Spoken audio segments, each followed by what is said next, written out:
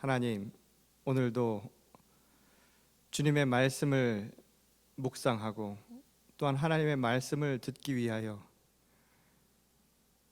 주님 앞에 서 있는 주의 거룩한 성도들 한 사람 한 사람을 이 시간 붙들어 주시고 말씀의 은혜 가운데 온전히 몰입할 수 있도록 하나님께서 인도하여 주시옵소서. 이 어려운 시기 지금껏 해보지 않은 이러한 예배의 방식을 통해서라도 하나님과 함께 하기를 원하는 모든 이들에게 하나님께서 친히 찾아와 주시고 하늘의 은총을 베풀어 주실 줄 믿사오며 거룩하신 예수님의 이름으로 기도드렸습니다. 아멘. 이 코로나 바이러스 때문에 지금 벌써 2주째 우리가 이 영상을 통해서 이제 예배를 드리게 됩니다. 지난주에도 처음에 이 예배를 할 때 아무도 이 앞에 앉아있지를 않은 상태에서 몇 분 안 계신 상태에서 이 말씀을 전하려고 하다 보니까 참 낯설고요. 또 이 카메라를 보면서 말씀을 전한다라는 게 왠지 이 사람을 경직되게 만듭니다. 이거 혹시 또 NG가 나는 건 아닌가 이런 생각을 하면서 이 말씀을 전하지만 새롭게 또 이러한 방식을 통해서 하나님을 맞이하고자 하는 우리들의 마음만은 더욱더 간절한 것이 아닌가라는 생각이 듭니다. 어떤 분들은 함께 예배하지 못하는 것을 생각하며 이 소중한 가치를 다시 한번 회복할 수도 있을 것이고, 그래서 또 눈물로 또 감동 가운데 이 예배에 참여하는 분들이 계실 줄 압니다. 어디에 계시든 하나님의 은총이 여러분 모두에게 또 여러분 가정 위에 함께 하시고, 또 무엇보다 하나님께서 이 어려운 시기를 잘 극복할 수 있도록 우리 모두에게 힘 주시고 또 지혜도 주시고 건강을 허락하여 주시기를 주님의 이름으로 간절히 축원합니다. 이 코로나 바이러스 때문에 요즘에 잘 알려진 단어 가운데 하나가 사회적 거리 두기라는 말이 있죠. 제가 지난주 아마 이 카톡방을 통해서 많은 분들에게 이미 이 목회 서신을 보내서 아시는 것처럼 한 칼럼을 보니까 이 말보다 조금 정감이 있는 단어로 바꾸면 어떨까라는 이야기가 있었습니다. 잠시 서로 떨어져 있기. 우리는 그냥 사회적 거리감을 두고 멀찌감치 떨어져 살아가는 게 아니라 잠시 서로 떨어져 있는 겁니다. 이 하나님의 자녀들에게 주시는 말씀이기도 하죠. 우리는 이 땅을 살아가면서 잠시 서로 떨어져 살아가고, 또 그래서 이별도 잠시 서로 떨어져 있는 이별들을 하면서 살아가는 게 우리의 인생입니다. 그런 의미에서 이 코로나 바이러스의 기간 동안 우리의 마음과 또 심리적 거리는 두지 마시고 오히려 이 기간 동안 서로를 생각하며 함께 중보하고 또 서로를 격려할 수 있는 우리 성도님들이 될 수 있으면 좋겠습니다. 자, 오늘 그런 마음으로 사도 바울도 이 로마의 교인들에게 이 편지를 보낸 내용들에 대해서 우리가 다시 한번 살펴보도록 하겠습니다. 오늘은 우리가 6번째로 이 로마서 강해의 말씀을 전하는데 2장 17절에서부터 29절 말씀을 보도록 하겠습니다. 우리가 지난주에도 이야기했지만 이 복음의 아주 기본 원리가 있죠. 그것은 무엇인가 하면 구원과 심판은 특정한 사람을 가리지 않는다. 다시 말해서 공정하게 주어지는 것이다 라는 것입니다. 그래서 지난주에 우리가 나누었던 말씀의 핵심을 한마디로 요약을 한다면 유대인이나 헬라인, 다시 말해서 이방인이 똑같이 모두가 공정한 하나님의 심판대 앞에 서게 될 것이다 라는 거예요. 그러니 유대인들이 생각하는 것처럼 혈통이나 또는 선민의식 또는 그들에게 주어진 하나님의 말씀 곧 율법을 알고 있다라는 사실만으로 그들이 특별한 존재, 다시 말해서 하나님의 선택된 백성이라고 말하기는 어렵다라는 것이죠. 그래서 사도 바울이 이야기하는 것은 행한 대로 받는다라는 겁니다. 내가 누구인가가 아니라 내가 무엇을 행하고 있는가가 바로 그에게 주어지는 선택과 또한 하나님의 보상이 달라지기 마련이라는 것이죠. 이번 코로나 바이러스 때문에 이 한국에서는 너무나 잘 알려진 이교 집단이라고 할 수 있겠죠. 컬트 또는 사이비 집단이라고 불릴 수 있는 신천지에 대해서 많은 사람들이 알게 되었습니다. 근데 이 사교 집단의 특징 가운데 하나가 뭐냐면 비밀이죠. 잘 드러내지 않는다라는 겁니다.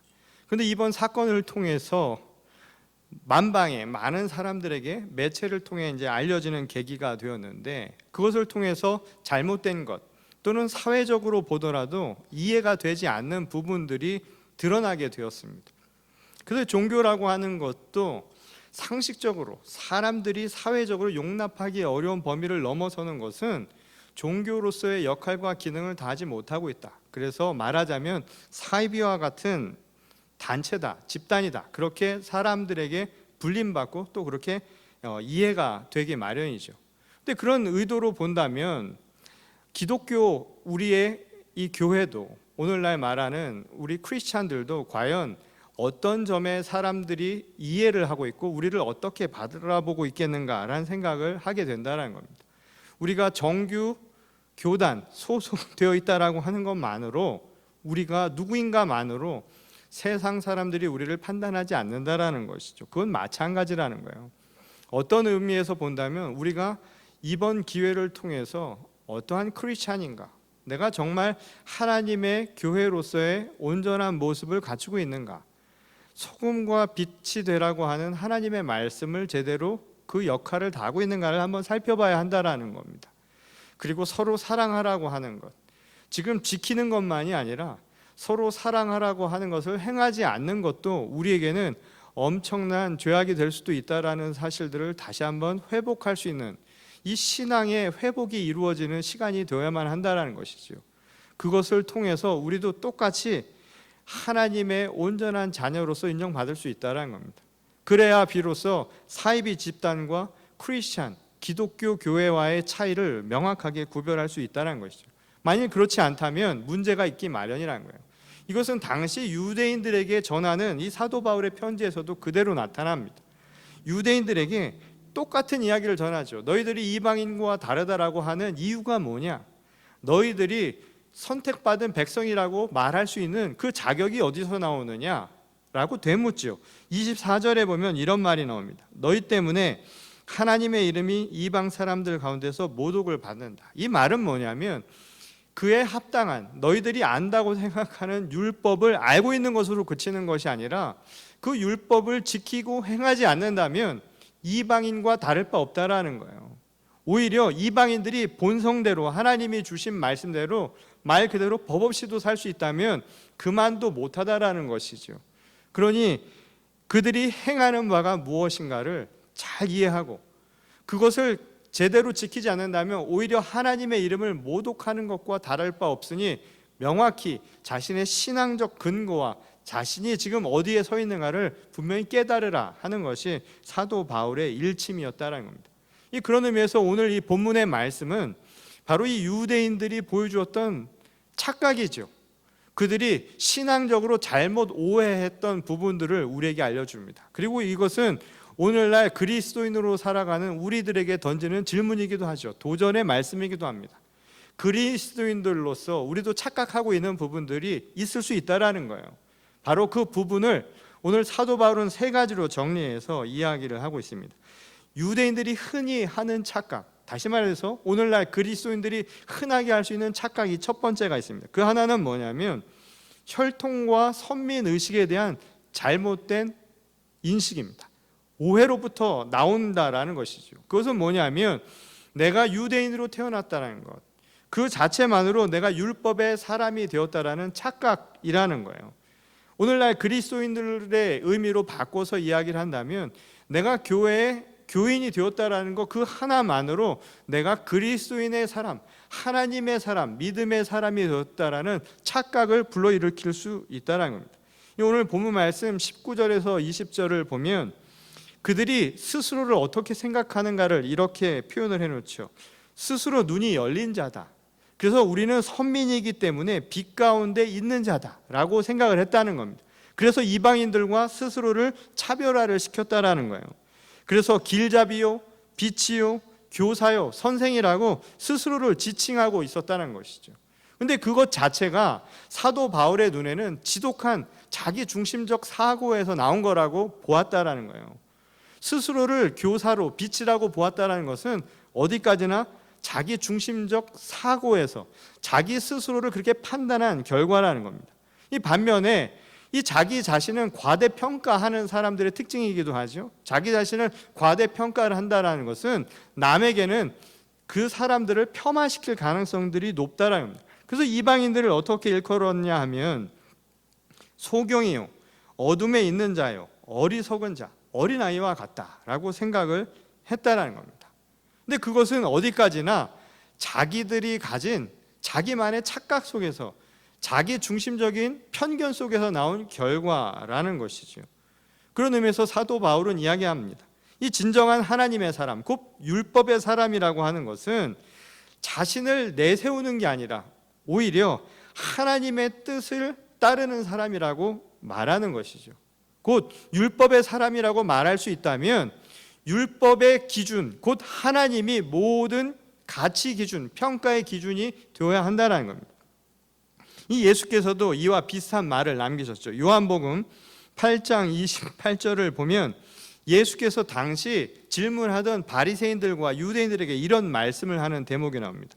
너희는 인자가 높이 들려 올려질 때에야 내가 곧 나라는 것과 또 내가 아무것도 내 마음대로 하지 아니하고 아버지께서 나에게 가르쳐 주신 대로 말한다는 것을 알게 될 것이다.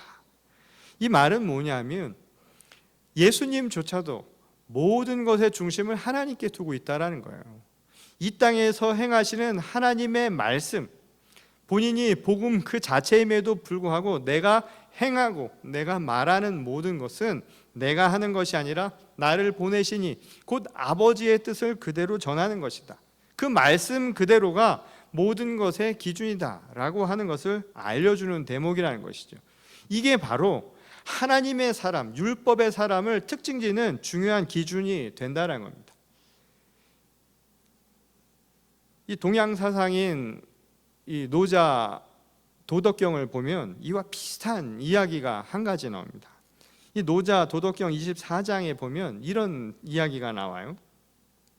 발끝으로 서는 사람은 단단히 설 수 없고 다리를 너무 벌리는 사람은 걸을 수 없다. 그렇겠죠? 스스로를 드러내려는 사람은 밝게 빛날 수 없고 스스로 의롭다 하는 사람은 돋보일 수 없고 스스로 자랑하는 사람은 그 공로를 인정받지 못하고 스스로 뽐내는 사람은 오래갈 수 없다. 도의 입장에서 보면 이런 일은 밥찌꺼기, 군더더기 같은 행동으로 모두가 싫어하는 것이다. 그러므로 도의 사람은 이런 일에 집착하지 않는다. 이 동양 사상인 이 노자의 이 도 사상도 이런 이야기를 하는 겁니다.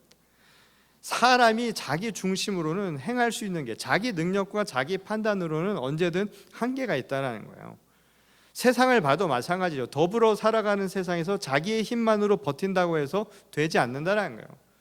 자기의 힘으로 한껏 벌려서 모든 힘을 다한다고 하지만 사실은 혼자서는 걸을 수도 없는 게 인간이라는 거예요. 그러니 자기를 고집하면 안 된다는 것이죠. 자신을 고집하고 집착하면 안 된다는 거예요. 사도 바울의 이야기도 바로 이 이야기를 하는 것이죠. 곧 하나님의 말씀으로 이 말씀을 바꾸어 설명을 하고 있다는 겁니다. 자신을 고집하고 집착하고 자기 중심적인 사고를 하는 사람은 율법의 사람, 하나님의 사람이 되기 어렵다는 거예요. 이 빌립보서 3장 8절에 보면 사도 바울이 이런 이야기를 한 바가 있습니다. 내 주 예수 그리스도를 아는 지식이 가장 고귀하므로 나는 그 밖의 모든 것을 해로 여깁니다. 나는 그리스도 때문에 모든 것을 잃었고 그 모든 것을 오물로 여깁니다. 배설물같이 여긴다라는 거예요. 왜 그러냐 하면 그것이 불필요하거나 그것이 아무 쓸데없다라는 의미라기보다는 하나님의 말씀에 비하면 그것은 아무것도 아니라는 거예요. 그리고 그것은 우리의 중심이 무엇에 있어야 하는가, 우리가 기준을 두어야 할 것이 어디에 있어야 하는가를 우리에게 명확하게 제시를 해주는 것이죠. 하나님의 말씀에 있어야 한다는 거예요. 그런 의미에서 자기 자신을 내려놓을 수 있는 것, 바로 그것이 우리에게는 가장 중요한 신앙인의 모범이라고 이야기를 하는 겁니다. 이것이 바로 유대인들의 착각이고 흔히 그리스도인들이 할 수 있는 착각 가운데 하나라는 거예요. 이 두 번째로는 바로 이러한 하나님의 말씀을 적용하는 데서 나타나는 착각이라는 겁니다. 그 예를 오늘 할례를 통해서 사도 바울은 이야기를 하고 있죠. 할례의 의미를 통해서 우리가 하나님의 말씀을 적용하는 데서도 착각하고 있는 부분이 생겨나고 있다라는 겁니다. 이 실제로 당시 유대 율법은 할례를 받도록 규정을 하고 있죠. 그런데 그렇다고 해서 할례를 받는 것이 율법을 지키는 것이냐 하면 그런 것이 아니라는 거예요. 무슨 말이냐 하면은 율법을 행하는 사람에게만 비로소 할례의 의미가 살아있다라는 것이죠. 율법을 지키는 것, 그리고 율법대로 살아갈 때 비로소 그 할례의 의미도 생겨난다 이 말인 거예요. 그리스도인들에게 흔히 나타나는 착각 가운데 하나죠. 하나님의 말씀을 배우고 안다라고 하는 것이 내가 그리스도인이 되었다라고 착각을 하게 만든다는 겁니다. 사도 바울은 똑같은 이야기를 하는 겁니다. 할례와 마찬가지로 그리스도인이 된다라고 하는 것은 배워서 또는 세례를 받는다라고 해서 되는 게 아니라는 거예요. 물로 세례를 받아서 그리스도인이 되는 것이 아니라 그것은 필요한 것이죠. 그러나 그것은 완전한 게 아니라는 거예요. 진정한 세례의 의미는 영적인 세례를 통해서 완성이 되는 것이죠. 다시 말해서 내 속사람이 변화되어서 이루어지는 사건이 되어야 한다는 겁니다. 할례를 받는 게 중요한 게 아니라 할례를 받은 그 의미대로 살아가는 게 중요하다라는 거예요. 이것이 바로 유대인들이 흔히 착각하는 법 중에 하나였고, 또 오늘날 그리스도인들이 착각하는 말씀의 적용 가운데 하나라는 겁니다. 그런 의미에서 하나님과 우리와의 관계를 나타내는 할례도 물리적인 관계를 뜻하는 게 아니라는 거예요. 살갗을 벗겨내는 것으로 끝이 나는 것이 아니라 영적인 관계로 거듭나야 한다는 겁니다. 내가 교회의 교적부의 이름이 올린 것으로 끝이 나는 게 아니고 세례를 받아서 끝이 나는 것이 아니라 하나님 나라를 내가 오늘 살아갈 때 비로소 하나님과의 관계가 이루어지는 거라는 거예요. 그것도 남의 이야기가 아니라 내 이야기가 되어야 되는 거예요. 하나님과 내가 인격적으로 만난다는 것은 다른 것이 아니라 그 사건이 내 사건이 되어야 한다는 거예요. 내가 하나님의 나라를 살지 않으면 아무 소용이 없다 이 말인 거예요. 성경을 아무리 읽고 성경 공부를 아무리 하고 무슨 집회를 다니고 행사를 아무리 많이 하더라도 내 마음 가운데 그 마음에 감동이 일어나지 않으면 소용이 없는 겁니다. 내가 하나님과의 관계를 살지 않으면 소용이 없는 거예요. 내가 구원의 그 축복을 만끽하지 못하면 안 된다 이 말인 거예요. 그러니 예배도 마찬가지입니다. 예배에 있으나 없으나 예배의 처소에 내 몸이 있건 없건 간에 내 마음에 감동이 없으면 아무 소용이 없는 거예요. 지금 여기 몇 분 앉아 있잖아요. 이분들만 축복받은 게 아니다 이 말인 거예요. 이분들도 지금 감동이 없으면 지금 벌써 하품하고 이러고 있으면 아무 소용이 없다라는 거예요. 말씀의 감동이 내 안에서 내가 지금 어디에 있든 하나님과의 관계, 그 감격적인 체험을 하지 않으면 아무 소용이 없다는 것이죠. 그런 의미에서 오늘 지금 하나님은 우리에게 보이는 그 무언가를 주시는 분이 아니라 오늘 이 순간에도 각자의 처소에서 하나님의 영적인 그 은총은 우리 모두에게 주시는 축복인 줄 여러분들이 믿으시기 바랍니다. 구원은 바로 우리에게 주어진 하나님의 값없는 선물이라는 것이죠. 이 세 번째로 유대인들이 흔히 착각하는 것 중에 하나가 뭐냐면 율법 위에 하나님의 말씀이 있다라는 사실을 깨닫지 못한다라는 바로 그 착각이라는 겁니다. 다시 말해서 율법 지상주의라고 하는 착각에 빠지게 되었다라는 거예요. 근데 당시 율법은 물론 하나님의 말씀이지요. 그런데 이미 유대 사회에서 율법은 이 하나님의 말씀이라고 하는 그 최상위의 가치뿐만 아니라 이미 사회 속에서는 일종의 사회적 법의 역할을 담당하고 있었습니다. 오늘날 현행 법처럼 하나의 사회 법으로서의 역할을 감당하고 있었다라는 것이죠. 그러다 보니 이 법을 지키는 것, 그래서 그 질서를 지키는 것을 굉장히 중요하게 여기게 되었다라는 거예요. 그런데 이 법이라고 하는 것은 늘 한계가 있는 법이죠. 이 언제나 법보다 죄가 먼저이기 때문이라는 겁니다. 무슨 말이냐 하면 법이라고 하는 것은 언제나 그 죄를 규정하기 위해 존재한다라는 거예요. 다시 말해서 죄라고 하는 것은 법 이전에 존재할 수도 있다라는 거예요. 그러니 세상 법만 가지고 죄를 완전히 다스릴 수 있다라고 하는 것은 착각일 수 있다라는 거예요. 그것은 순진한 발상일 수 있다라는 것이죠. 실제로 그렇지 않습니까? 법만 지킨다고 해도 물론 질서는 잡히겠죠. 그러나 인간의 죄라고 하는 것은 법이 있어도 끊임없이 나타나기 마련이라는 거예요. 그래서 편법과 탈법이라고 하는 것 끊임없이 발생을 하지 않습니까?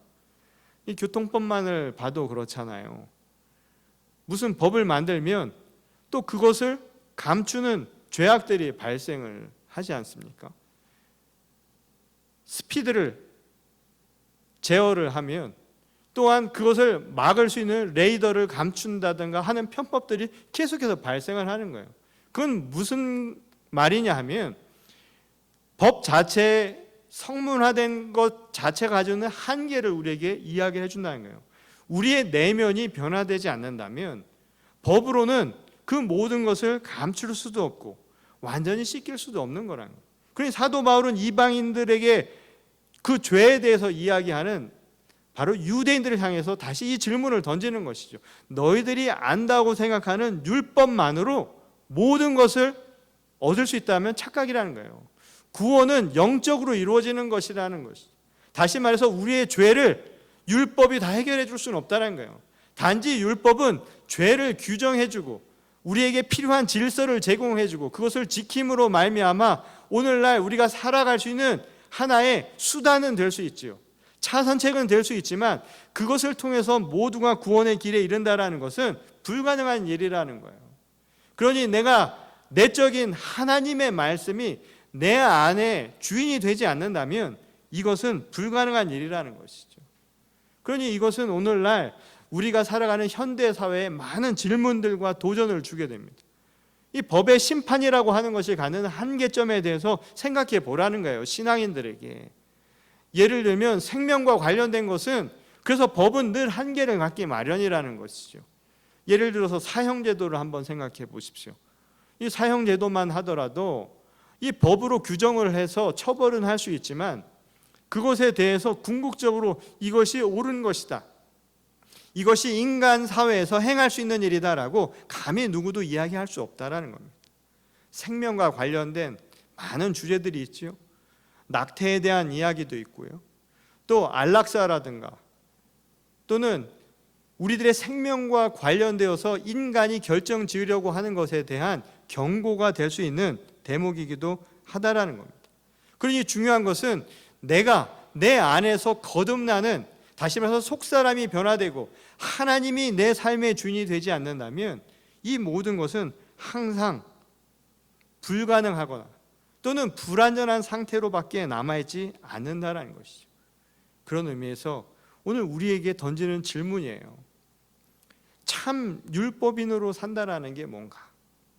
이 한편으로는 오늘 율법이라고 하는 것을 안다라고 하는 것으로 그치는 게 아니라는 것을 우리에게 분명하게 얘기해 주죠. 신앙은 아는 것으로 그치는 것이 아니라 그 아는 바를 실천하는 겁니다. 삶으로 드러나야 한다라는 거예요. 율법도 중요합니다. 그것도 하나님의 말씀입니다. 그러나 그것도 지키지 못하면서 어떻게 우리가 하나님의 자녀라고 이야기할 수 있겠느냐는 거예요. 이 코로나 바이러스로 우리의 단면들, 어두운 면들이 요즘에 많이 드러나죠. 저는 이번 코로나 바이러스 사태가 이 현대 교회에 던지는 큰 메시지가 있다는 생각을 해봅니다. 그리고 이것을 통해서 아마 전대미문의 현상들이 앞으로 이 코로나 바이러스가 끝나고 난 뒤에 온 사회 문화적으로 영향을 미칠 것이란 생각을 하게 됩니다. 교회의 경우도 마찬가지입니다. 이 교회에서도 전과는 다른 사람들의 생각과 인식들이 나타나게 될 거라는 생각이 듭니다. 특별히 한국 사회에서는 신천지뿐만 아니라 많은 교회가 매체를 통해서 그 어두운 면들 그리고 치부들이 드러나는 사태들이 벌어지고 있죠. 아마 많은 이들이 교회에 대해서 질문을 하고 도전을 하는 상황이라고 할 수 있을 겁니다. 특별히 이 시대에 많은 사람들에게 요구되는 것들이 있습니다. 그것은 사회적인 요청이기도 했지요. 그것은 무엇이냐면 서로 사회적 거리를 두는 것처럼 상대방에 대한 배려입니다. 타인에 대한 배려입니다. 나 혼자만이 아니라 나를 지키는 이기적인 배려심이 아니라 타인을 한번 돌아볼 수 있는 기회가 되는 거예요. 이 참 사람은 위기의 순간에 나타난다고 하죠. 어려운 때가 닥치면 그 사람의 진면목이 나온다고 하지 않습니까? 이런 때 사재기를 하거나 또 지극히 아주 자기 애가 발현이 되는 사람들이 있습니다. 자기밖에 모르는 사람들이요. 그런데 이런 순간에도 타인을 위해서 희생하는 사람들도 있습니다. 누군가를 위해서 의료진들이 자기 시간과 또한 위험을 무릅쓰고 모든 것을 헌신하는 경우를 보게 되죠. 그리고 누군가에게 나의 것을 함께 나눠줄 수 있는 나눔의 정신을 실현하는 사람들도 있습니다. 바로 이 순간에 오늘 교회에 질문하는 거예요. 오늘 우리는 어떤 모습이냐 이 말인 것이죠. 예수님의 가르침이요. 모든 율법을 넘어서는 예수님의 가르침, 하나님의 말씀의 핵심은 사랑하라는 겁니다. 사랑은 거룩한 책임입니다. 이 사회에 우리에게 주어진 책임을 다하는 것, 이것이 바로 교회의 역할이고 교회의 본분입니다. 저는 이 위기의 시기에 교회가 이 거룩한 책임, 사랑을 지키느냐 지키지 않느냐가 이제 앞으로 이 변화된 사회에서 이 교회가 감당할 수 있는 몫을 결정하게 될 것이라는 생각이 듭니다. 이 어려운 시기에 물론 내가 남과 떨어져서 나를 지킴으로 타인에게 배려를 줄 수도 있지만 그보다 더 나아가 남을 사랑하는 마음으로, 그를 배려하는 마음으로 지금 이 순간 누군가에게 내가 행할 수 있는 것, 하지 못했던 것들을 베풀 수 있는 그런 기회를 삼는다면 오늘 우리에게 주신 이 하나님의 말씀처럼 살아가는, 하나님과 날마다 함께하는 체험을 삶으로 실현해내는 교회가 될 수 있지 않을까요? 오늘 이 예배를 통하여 하나님의 말씀을 듣는 여러분 모두에게 도전의 질문을 드립니다. 이 순간 우리에게 주신 말씀처럼 사랑할 수 있는 길은 무엇일까요? 그리스도인으로 흔히 착각하며 살았던 자기 중심적인 사고에서 벗어나 거룩한 책임, 서로 사랑하라는 이 말씀을 오늘 우리에게 주어진 삶의 처소에서 행할 수 있는 저와 여러분 모두가 될 수 있기를 주님의 이름으로 간절히 축원합니다. 우리 다 같이 기도하시겠습니다. 주님, 오늘 우리에게 주신 말씀을 마음판에 새기며 기억하기를 원합니다. 참된 그리스도인으로 살 수 있는 길이 무엇인가? 이 어려운 시기에 누군가를 구별하고 차별하고 편견과 고정관념에서 빠져나와 타인을 사랑하고 배려할 수 있는 거룩한 책임을 질 수 있는 저희 한 사람 한 사람이 되게 하여 주시옵소서. 작게는 남을 위해 나의 욕심을 잠깐 버리고 내 욕구를 잠깐 포기하고 남과 스스로를 격리할 수 있는 마음을 갖게 하시고 누군가를 위해 기도할 수 있는 시간을 내게 하시며 또한 누군가가 필요할 때 내가 가진 것을 함께 나눌 수 있는 나눔의 정신을 실천할 수 있는 교회와 그리스도인들이 되게 하여 주시옵소서. 그리하여서 흔히 하는 착각이 아니라 실천하는 믿음의 자녀들을 다 될 수 있도록 하나님께서 은혜 가운데 함께 하실 줄 믿사오며 거룩하신 우리 주 예수 그리스도의 이름으로 간절히 기도드렸습니다. 아멘.